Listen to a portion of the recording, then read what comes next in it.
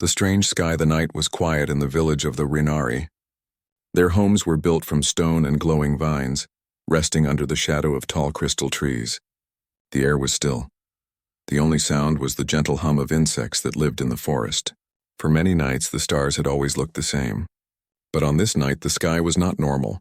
Kareth, a young alien girl of 15, stood outside her family's home. Her skin patterns glowed faintly, shifting colors with her feelings. Tonight they burned a soft silver, a color of unease. She lifted her large eyes upward, scanning the sky. Something was wrong. She had seen the stars every night since she was a child. But now she saw a new light. It was not like the other stars. It moved, slowly, like it was falling, but not like a shooting star. It was controlled, as if something guided it. Her younger friend Lero, only 6 years old, tugged at her hand. His head crests were still small, not grown like the older ones. His eyes were wide, reflecting the strange glow. "Kareth," he whispered, "the sky is broken, look." Kareth nodded but kept quiet. She was braver than most children, but even her chest felt tight. She had heard stories of outsiders, beings that did not belong to their world. The elders always said those were only tales to keep children close to the village. But this light in the sky was real. She could see it with her own eyes. The light grew brighter, then dimmed as if something in the sky struggled. A low sound reached them, like thunder, but longer, more alive. The forest birds screamed and fled from the trees, their wings cutting the silence of the night. Lero pressed against Kareth's side, afraid. His small voice shook. "It is not a star. It is something else. It is heavy, it wants to fall." Kareth put a hand on his shoulder, though her own fear grew. "Do not tell the others yet," she said softly. "They will only say it is a trick of the night. But I know what I see."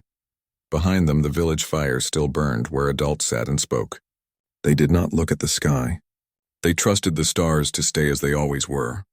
Only the children watched with open eyes. Kareth felt that truth deep inside. Sometimes children saw things first. The strange light in the sky moved lower, then vanished behind the forest hills. The sound faded. Silence returned, but it was not the same silence as before. It was heavy, waiting. Kareth and Lero stared at each other. Neither spoke for a long moment. Finally, Lero whispered, "Something has come." Kareth's patterns flickered from silver to blue, the color of deep thought.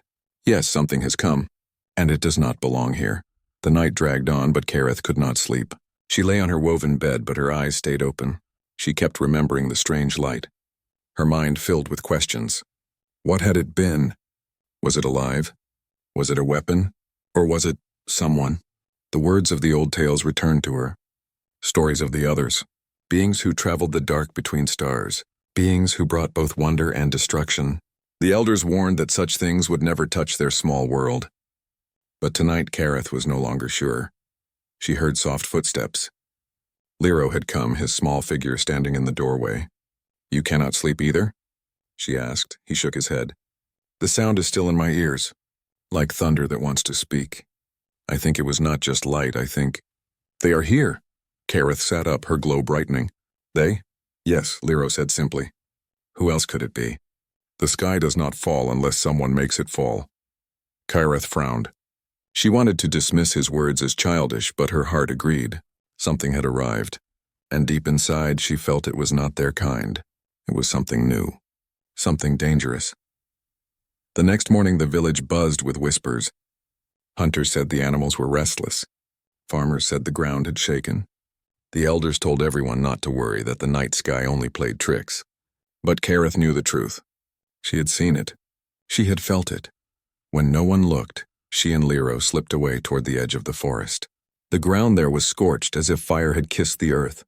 Strange marks pressed into the soil, not like the prints of Rinari feet. They were deeper, heavier. Lero bent down, placing his small hand inside one of the strange marks. It was much larger than his own. His voice was small but certain. "Kareth, they walk here now." Kareth's heart pounded. The stories of her people were no longer stories. The outsiders had come, and she and Lero were the first to see the signs. She looked at the forest, its shadows deep and dark. Somewhere beyond those trees something waited. Not a star, not a beast, not a trick of the night. Something real. And for the first time, Kareth felt her world was about to change forever. Children's curiosity. The forest was quiet but not calm. Every tree seemed to breathe, every shadow seemed to move. Kareth stood at the edge, her silver-blue glow dim under her skin. Behind her, little Lero shuffled, gripping a stick as if it could protect him from the unknown. The strange marks on the ground were still fresh, deep prints unlike anything from their world. Kareth's heart raced. The adults had warned them.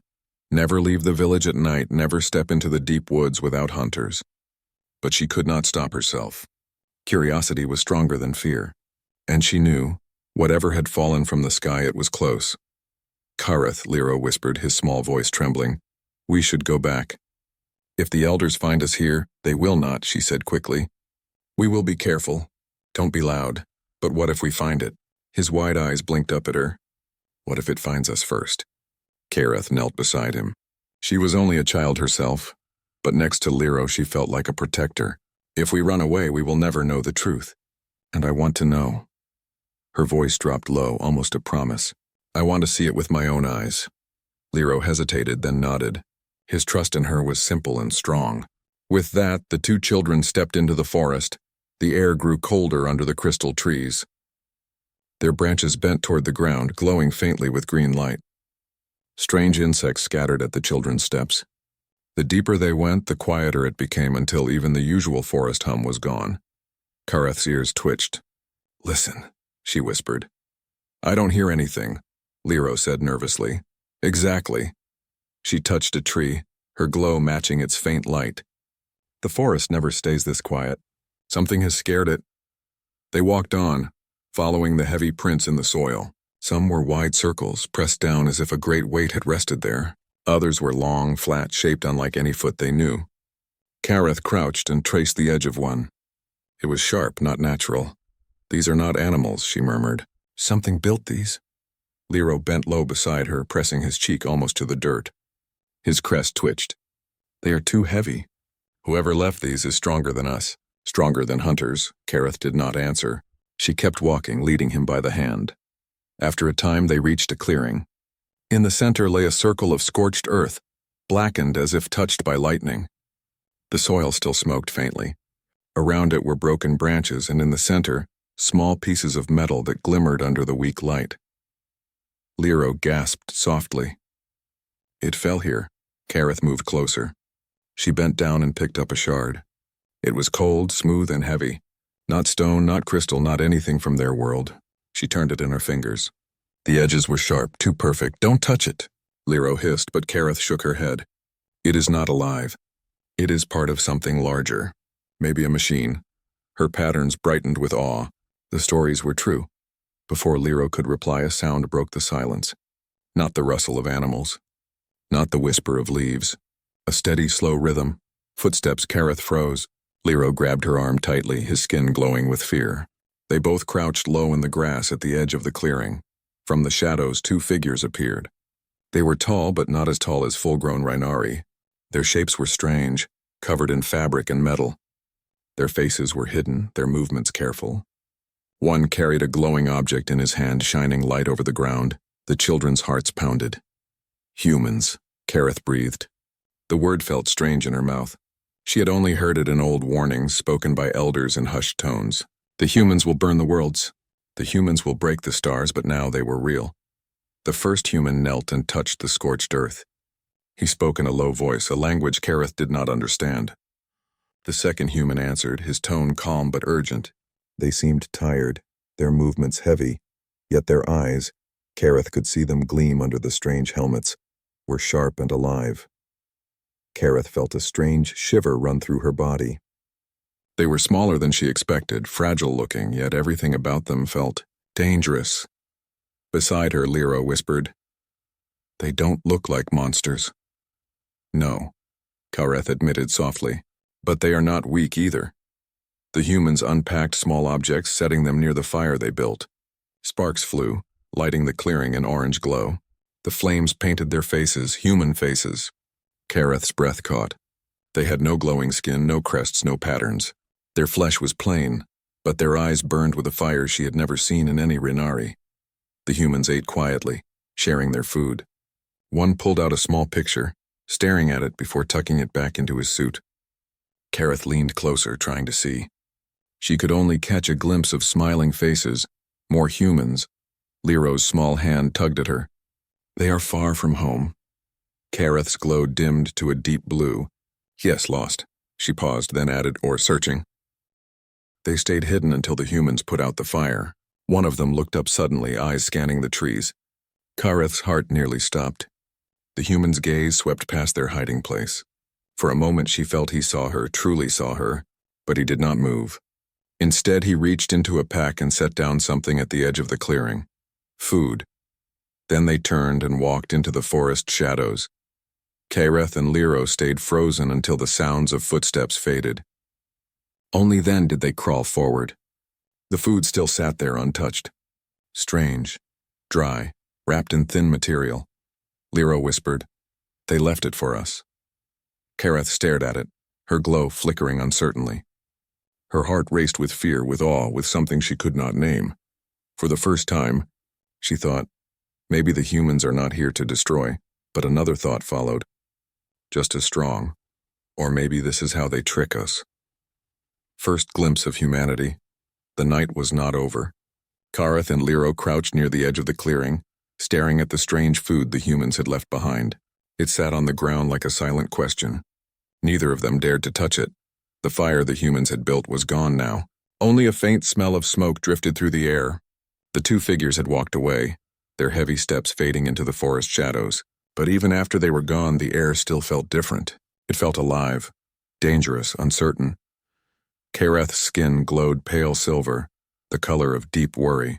"Why would they leave this?" she whispered. Lero hugged his knees. His small glow flickered faintly, showing fear. "Maybe it is a trap. Maybe if we touch it, they will come back for us." Kareth shook her head slowly. "No, if they wanted to catch us, they would have." They looked right at the trees. They must have known we were hiding. Lero blinked up at her. "You think they saw us?" "I think they felt us," Kareth said softly. "The way I felt them."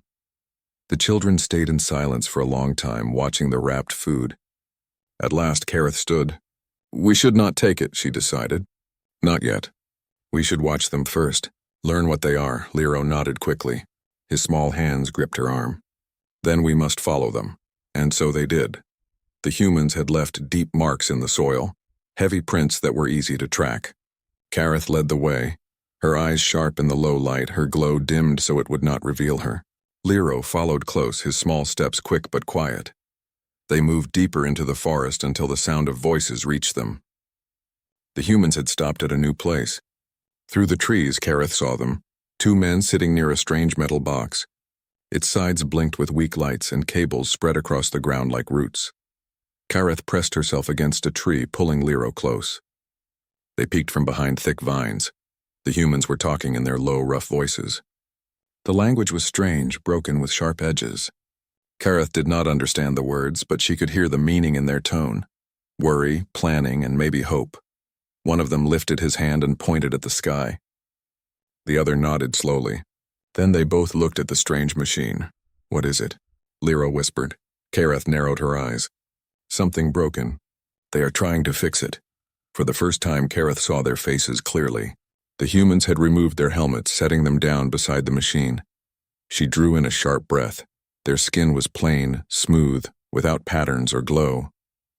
Their eyes were small but bright, burning with fire that seemed too large for their bodies. Their hair was short and rough, unlike the soft crests of the Rhinari. To Kareth, they looked fragile, weaker than her people. Yet when one of them laughed softly, shaking his head as he worked, the sound carried a strength she could not explain. Lero tilted his head. "They look simple." "Simple," Kareth repeated, though her voice carried doubt, but not weak. The humans kept working. Sparks flew as they repaired the machine. One winced, rubbing his hand after a sharp cut, but he did not stop. The other patted his shoulder, encouraging him. Kareth stared.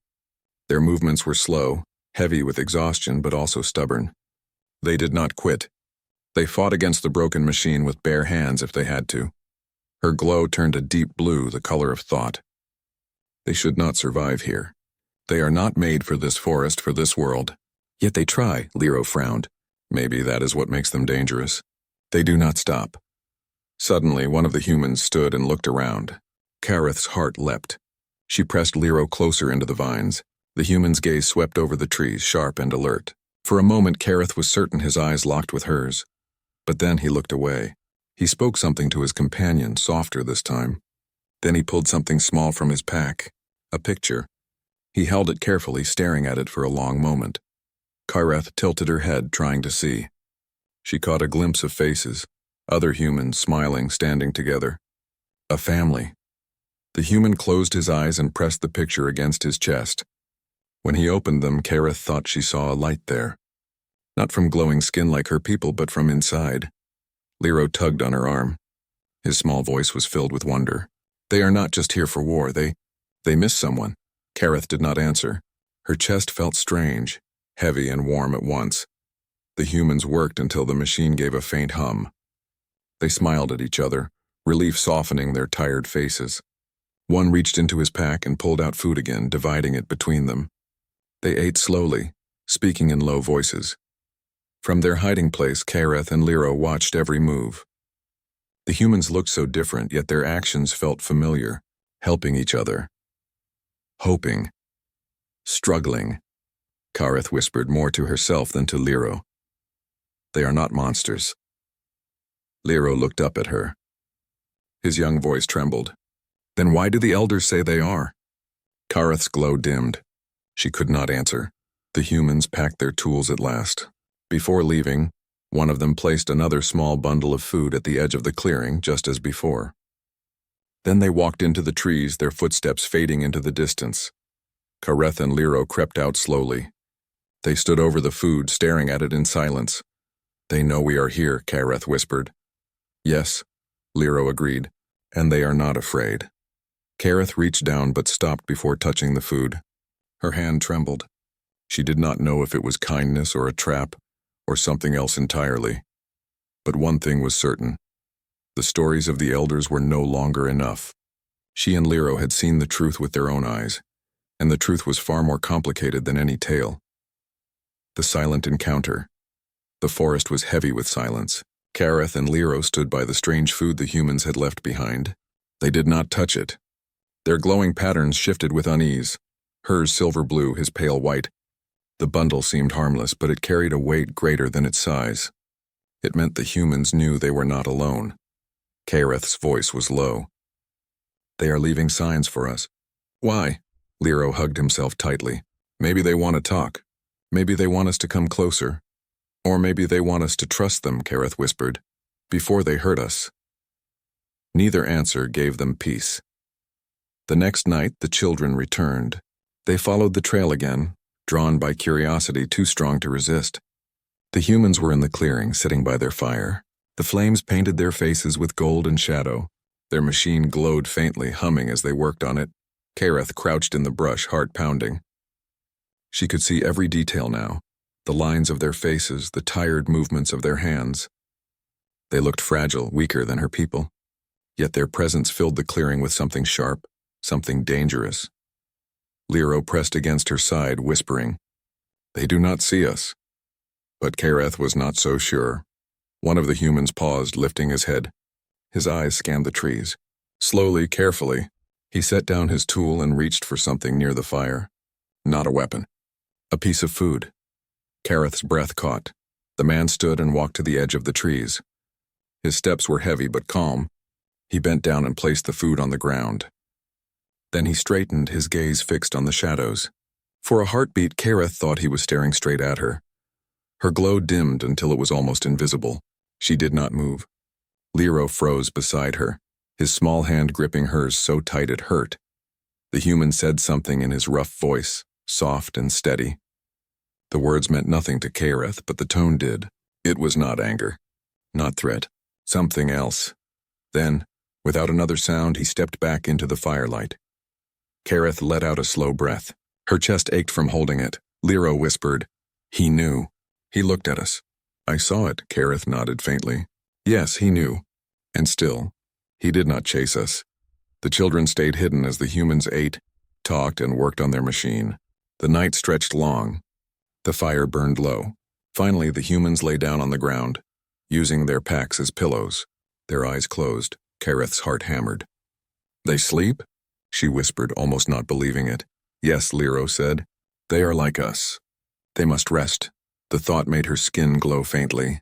Monsters did not sleep. But humans did.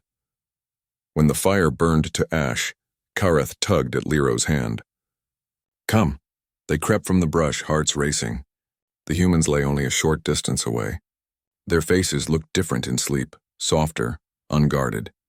The lines of fear and struggle faded. They looked younger, almost peaceful. Lero's eyes widened. They are not scary like this, he whispered. Kareth knelt near the edge of the clearing, staring at them. She felt something strange inside her chest. Pity, fear, wonder, all mixed together. She reached toward the food they had left. Her fingers brushed the strange wrapping. It was real, solid, a gift. She pulled back quickly, her heart pounding. We should not take it, she whispered. If we do, it means something, Lero frowned. But they want us to. Why else would they leave it? Maybe, Kareth said softly. Or maybe it is their way of watching us, seeing if we are brave or foolish. A sudden crack echoed in the trees. The children froze. Kareth's patterns flashed silver in alarm. One of the humans stirred, sitting up. His eyes opened, sharp even after sleep. He looked toward the sound, hand moving to the object at his side. Kareth pulled Lero back into the shadows, her breath caught in her throat. The human did not see them. He stood, peering into the darkness. The forest held its silence. Then slowly he relaxed. He sat back down by the fire's ashes and rubbed his face. Kareth and Lero did not move until he lay down again. When they finally slipped away into the safety of the forest, their hearts were still racing. They are not like us, Lero whispered. But they are not like the stories either. Kareth nodded slowly, her mind full of questions. No, they are something else. Something harder to understand. She looked back at the faint glow of the fire still burning in the distance. They see us, she said softly, and they are waiting. Back in the village, the elders spoke of shadows in the woods, of fear in the animals, of signs that the world was changing. But Kareth and Lero kept silent. They could not tell, not yet because now they carried a secret.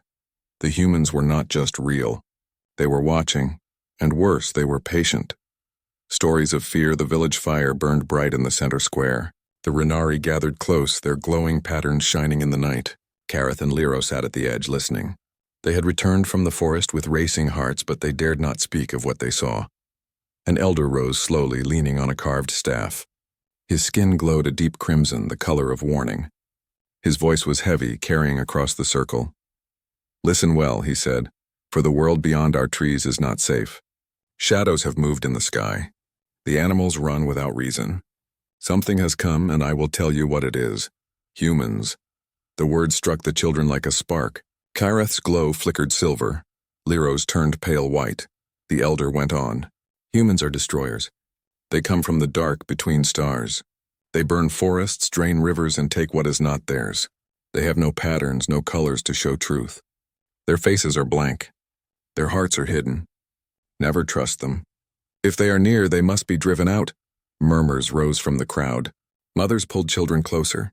Hunters pressed their hands against their spears. Fear spread like smoke. Kareth's chest tightened. She wanted to speak, to say what she had seen with her own eyes. She wanted to shout, they are not monsters. They gave us food. They sleep like us. They are tired, lost, but not destroyers. But she could not. Her voice would be crushed under the weight of fear. Beside her, Lero leaned close, whispering only for her. Why do they lie? Kareth shook her head. Maybe they believe it is true. Maybe they only know the old stories. The humans were not like that, Lero insisted. His small glow flickered with frustration. They helped each other, they were kind. Kareth hushed him quickly. Quiet. If they hear you, they will call you foolish. The elder's words grew darker. Remember the tales, he said. On far worlds, humans broke the sky itself. They turned rivers black and built towers of smoke. They fought each other until the ground cracked. If such beings come here, they will end us. We must fear them. We must fight them. The crowd murmured louder now, their patterns flashing with dread. Kareth lowered her head, trying to hide her glow. Lero clenched his fists. Why can they not see? Why can they not listen? Kareth whispered back. Because fear is easier than truth. That night, she lay awake in her family's home. The elders' words echoed in her mind. Destroyers. Blank faces. No colors to show truth. But she remembered the human's face in the firelight. Tired. Determined. And when he held the picture, his eyes had burned with something the elders' stories never spoke of. Hope. Her patterns flickered restless silver. Could both be true? Could humans be destroyers and something more? The next morning, the village hunters prepared their weapons. Sharp blades, long spears, bows strung with crystal thread. Kareth watched from the shadows. Her chest tightened with fear. "What are they doing?" she asked another child. "They go to the forest," the child said, eyes wide. "They will search for signs of the humans." Kareth's breath caught. If the hunters found them? She rushed to find Lero. He was by the river, skipping stones across the water. His glow brightened when he saw her, but he read her face quickly. "What is wrong?" "The hunters," Kareth whispered. "They are going tonight. If they find the humans, they will kill them," Lero finished, his voice small. "Yes." The two children stood in silence. The air between them was heavy. Finally, Lero said, "We must warn them." Kareth stared at him. "How? If we tell anyone, they will call us traitors." "Not anyone," Lero said. His eyes shone with determination stronger than his age. "We tell the humans. We go to them first." Kareth hesitated. The thought was dangerous. If the hunters discovered them, they would be punished. But deep in her chest, she knew Lero was right. She whispered, "Then we go tonight?" Before the hunters leave. When darkness fell, the children slipped away from the village. Their steps were quick but silent. Their glows dimmed low. They followed the trail they had memorized. The heavy human prints, the broken branches, the faint smell of smoke. The forest seemed to close around them, shadows thick and heavy. Every sound made them flinch, every gust of wind carried warning. But they pressed on. At last they saw the faint glow of a fire ahead. The humans were there. Kareth pulled Lero behind a tree. Her heart pounded. The humans sat by their fire, speaking softly. One adjusted the machine, the other cleaned a cut on his hand. They looked tired but alive. They looked, Kareth realized, like people trying to survive, not monsters trying to destroy. Lero tugged her arm. "We must tell them." Kareth swallowed hard. "But how? We do not know their words." "Then we show them," Lero said. The children stepped into the clearing. Slowly. Carefully. The humans froze. Their eyes locked onto the glowing children. One reached for his side, toward a weapon. The other raised his hand quickly, stopping him. The firelight flickered between them. Kareth's voice shook as she spoke, even though she knew they would not understand. "The hunters are coming. They will find you." The humans tilted their heads, frowning. They did not know the words, but they understood the fear in her tone. Lero stepped forward, holding out both hands. His glow pulsed pale white, a signal of truth among their people. For a long moment, no one moved. The only sound was the fire crackling. Then slowly, one of the humans lowered his weapon. Kareth's heart raced. They had broken the silence, and now everything would change. The test of trust, the fire crackled in the clearing. Smoke curled into the night sky. Two humans stood frozen, staring at the glowing children who had stepped from the shadows. Kareth's patterns flickered silver blue with fear, while Lero's pale glow pulsed steady, a signal of honesty. For a long moment, no one moved. The humans seemed ready to act, but not with anger. One had his hand near a weapon. The other slowly raised his empty palms, showing peace. Kareth swallowed hard. She pointed back toward the forest and whispered in her own tongue, "Hunters are coming." The humans could not know the words, but they could feel the urgency. Her voice shook, her eyes wide. Lero took another step forward, his small hands open. "Trust," he said simply. It was a human word he had overheard once in a story told by elders. He did not know if he used it right, but the meaning was clear. The humans froze. Then slowly one of them nodded. Kareth's chest tightened. For the first time, she felt a thread connect between their two kinds. Fragile, but real. The humans crouched, speaking softly to each other. One gestured toward the machine, pointing at the sky. The other pointed at the forest and then at the children as if asking for guidance. Kareth's patterns glowed faint blue as she realized. They wanted help. They were lost. Their machine was broken, their path unclear. Lyra whispered to her. They are not destroyers. Look at them. They are afraid too. Kareth did not answer. Her heart warred with itself. She remembered the Elder's words. Humans burn, humans take, humans destroy. But she also remembered the humans' tired eyes staring at a picture of family. And now the humans trusted 2 children more than any weapon. A sudden sound split the moment. A cry from deep in the forest. Not human, not Rhinari, an animal's scream. Then the crash of trees. The humans reacted instantly. One grabbed a tool, the other raised a light. The children turned as a wounded beast staggered into the clearing. It was large, with crystal tusks and bleeding fur. The hunters often avoided such creatures, for when wounded they became wild with pain. The beast roared, stumbling closer. Lyra gasped and clung to Kareth. The humans did not run. Instead, one of them knelt, holding out his hand slowly, carefully, his voice calm but firm. The other circled to the beast's side, trying to guide it away from the fire.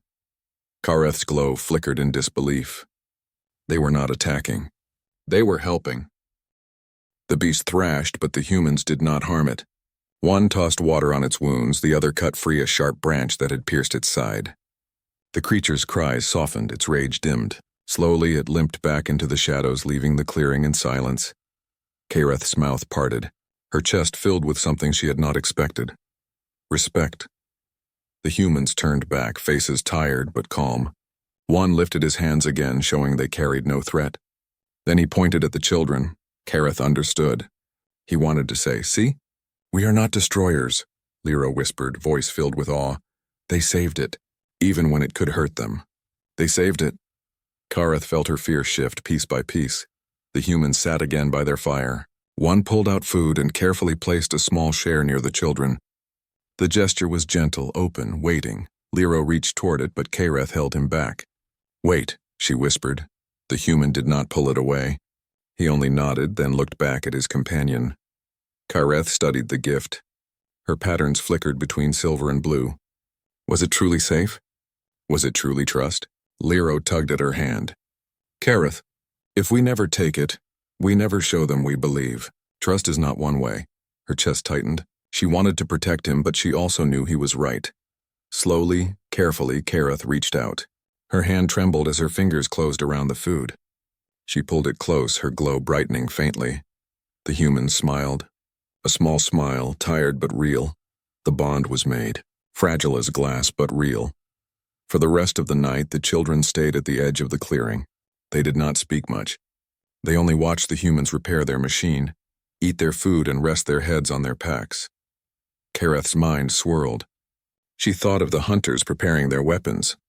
She thought of the Elder's warning. She thought of the beast, saved by human hands. Nothing fit the stories anymore. When the fire burned low, Kareth whispered to Lyra, "If the hunters find them, they will kill them." Even after this, even after what we saw, Lyra's glow dimmed with sadness. "Then we must stop it." Kareth looked at him, her young face hardening with decision. "Yes, if we do nothing, the truth will die with them.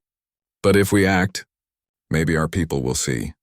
The humans slept, unaware of the storm gathering beyond the trees, and in the shadows of that night, 2 children carried the weight of a choice far greater than their years.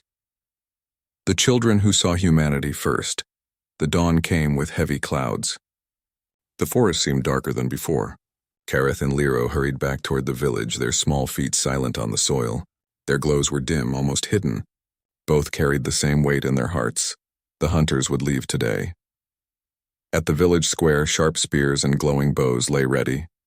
The hunters stood tall, their patterns shining with determination. The Elder's voice rang out, deep and grim. "Tonight we go into the woods," he said. "We will search for the humans. If they are here, they will not leave alive." The crowd answered with low murmurs of fear and agreement. Mothers pulled their children close. Warriors gripped their weapons tighter. Kareth felt her chest tighten. She wanted to scream. She wanted to tell them what she had seen, the kindness, the fire, the fragile hope in the humans' eyes. But the words stuck in her throat. Lyra leaned close and whispered, "We must act. If we stay silent, they will die." Kareth looked at him. His glow pulsed white, steady and true. He was only a child, but his courage burned brighter than many adults. She nodded slowly. "Yes, we act. That night, the hunters moved into the forest. Kareth and Lero followed in secret, staying just far enough behind that no one noticed their small shapes in the shadows. The hunters moved silently, their patterns darkened for war. Their eyes scanned the ground, and it did not take long before they found what they wanted, the marks left by human boots. "They are close," one hunter whispered. Kareth's heart pounded. Every step forward was a step closer to disaster. Through the trees, the faint glow of a fire appeared.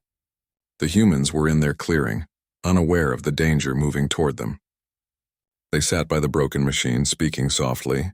One laughed, a sound so small yet it pierced Kareth like a blade, because she knew it could be his last. The hunters spread out, circling the clearing. Boughs rose, arrows glowing faintly. Spears were lifted. The humans did not see them yet. Kareth's hands shook. She looked at Lero. His eyes were wide, but his face was firm. He nodded once. Kareth took a deep breath. Then she stepped forward. "Stop." Her voice rang across the clearing. The hunters froze in shock. The humans jerked their heads up, alarm flashing in their eyes. Every glow turned toward the two children. Kareth's patterns blazed silver blue, brighter than ever before. Lero's small body trembled, but his glow pulsed white like a beacon. "They are not monsters," Kareth cried. Her voice shook, but she forced it louder. "We have seen them. They are not what the stories say." The elder pushed through the hunters, his staff striking the ground. His glow burned red with fury. "Child," he thundered, "step away. You do not know what you speak. These humans will destroy us if we do not destroy them first." Kareth's heart pounded, but she stood her ground. "No, we know them. We watch them. They eat, they sleep, they feel pain. They helped a wounded beast. They gave food to us. They are not destroyers. They are people." Gasps spread through the hunters. Some looked uncertain, but many gripped their weapons tighter. Fear was strong. The elder's eyes narrowed. "You let them see you? You brought danger to us all." "They already knew we were here," Kareth shouted back. And still they did not harm us. The humans had not moved. They stood by their fire, tense but not attacking. One held his weapon, but low at his side. The other lifted his hands, palms open, eyes locked on the children. It was a silent message. "We are not your enemy." Lero stepped forward beside Kareth, his small voice carrying through the clearing. "We are children. If they wished to hurt us, they could have. But they did not. They gave instead of taking. Why can you not see?" The hunters shifted uneasily. Some lowered their bows slightly. The elder raised his staff, his voice sharp. "Enough. Fear keeps us safe. Fear keeps us alive. We cannot risk trust." Kareth's glow blazed bright silver. "Then fear is a prison. If we let it rule us, we will never see the truth. And the truth is standing here before you." Silence fell. The fire crackled, the forest whispered. All eyes turned between the glowing children and the strange humans. Finally, one hunter lowered his bow completely. His glow flickered with doubt. Another followed. Slowly, weapons dipped. The elder's face twisted with anger, but he could not stop the shift spreading through his people. Kareth's voice dropped low but firm. "We were the first to see them. The first to know. If you kill them now, you kill more than humans. You kill the chance of something greater." The elder's glow burned red, but his staff trembled. At last, with a growl, he turned away. "Fools, you risk everything," but he did not give the order to strike. The tension eased. The humans lowered their own weapons. One glanced at the children and gave a single nod. A small gesture, but Kareth felt its weight. They understood. That night, no blood was spilled. The humans remained alive because two children had dared to speak. Later, when the village whispered of the strange encounter, stories began to change. Some still feared, some still doubted, but the seed was planted. The tale spread. Two children had seen the humans first, and they had not seen monsters. Kareth and Lero sat together by the river. The sky above was quiet, filled with steady stars. "Do you think they will stay?" Lero asked softly. Kareth looked at the stars. Her glow dimmed to calm blue. "Maybe, or maybe they will leave. But either way, we will remember." She smiled faintly. "Because we were the children who saw humanity first."